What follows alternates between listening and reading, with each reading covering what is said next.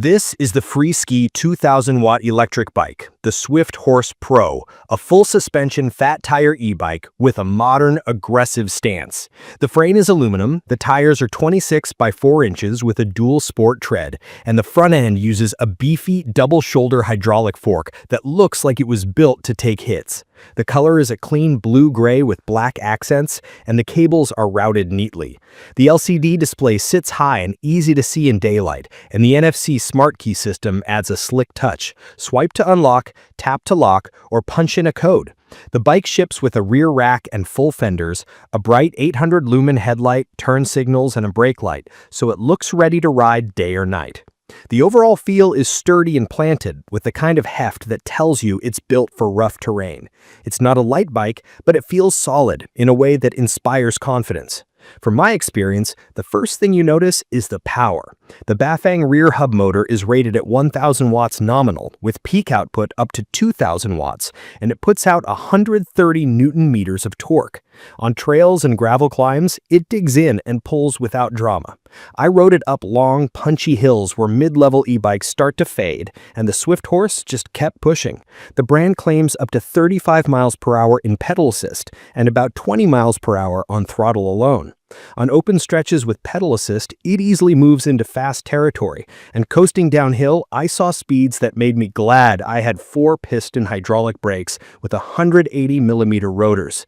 In my opinion, those brakes are a big reason this bike feels safe at speed. Lever feel is firm, stopping power is smooth and predictable, and fade was not an issue on long descents.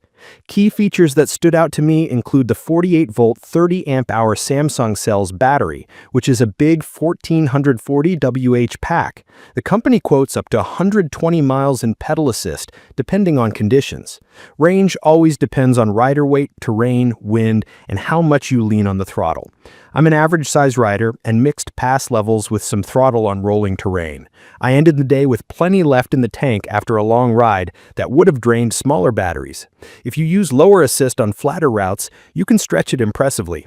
The 3A charger had me back from near half to full in just a few hours. The ride feel is comfortable. The full suspension takes the edge off roots, potholes, and washboard sections.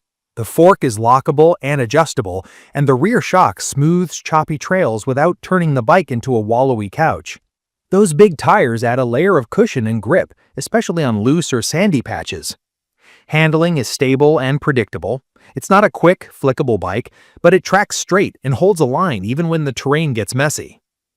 On pavement, the dual sport tread rolls better than a true knobby, and the bike feels composed at higher speeds. The 7-speed drivetrain with a twist shifter keeps cadence manageable when you're climbing or sprinting. It's not a road racer setup, but it matches the motor's sweet spot well. I had a few concerns going in. Weight was one of them. At around 80 pounds, this is not something you want to carry up a walk-up or hang from a ceiling hook every day. On the move, the mass actually helps stability, but off the bike, it's a handful. Another thought was whether it would be too much for casual city rides. If your daily plan is cruising bike paths at 12 to 15 miles per hour, this kind of power is probably overkill. That said, if you ride in fast-moving city traffic, need to keep pace with cars between lights, or climb big hills daily, this power becomes a safety feature. From my experience, it absolutely holds its own in traffic, and the lights, horn, and signals make you more visible. I also wondered about the setup. Most of the assembly is straightforward, but I did find the instructions a bit light. Watching a quick setup video and doing a once-over on bolts, brakes, and derailleur indexing made a big difference. After that, it was dialed. What I like most centers on how it performs off-road and on rough city streets. The motor is a standout. It doesn't surge or feel twitchy. It puts power down in a controllable way that makes technical climbs easier. The range is excellent for an e-bike in this class, which translates to fewer charge cycles and less planning anxiety. The brakes are serious, which is exactly what you want on a 35 miles per hour capable machine. The suspension makes long rides less tiring. The NFC key system is genuinely convenient. I tapped to unlock, hopped on, and rolled out in seconds. The display is readable in sun, and the Type-C port for charging a phone is a thoughtful touch. The included rack and full fenders are a bonus if you commute or carry gear, and they save you the chore of finding parts that fit. It's perfect for riders who want a powerful all-terrain setup that can handle steep hills, dirt, snow days, and longer mixed-surface rides without babying the battery.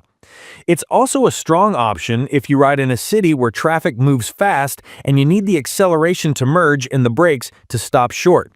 I'd recommend this for someone who values power and comfort over featherweight handling, who has room to store a larger bike, and who wants a ready-to-ride package with lights, rack, and fenders already sorted.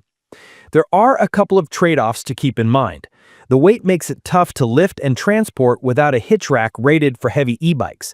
If your building has stairs or no elevator, plan around that. The price reflects the bigger battery, premium motor brand, and suspension and brake spec, so it won't fit every budget. Also, depending on where you live, there may be local speed and classification rules for e-bikes, especially if you use higher assist levels. Use the bike settings responsibly and be aware of your area's regulations. In conclusion, this is a confident, fast, and comfortable fat tire e-bike with serious torque and a battery that encourages ambitious rides.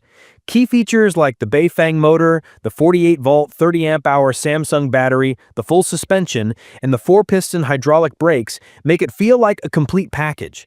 In my opinion, the Swift Horse Pro delivers more power and range than most riders will ever need, and it backs that up with stability and solid components.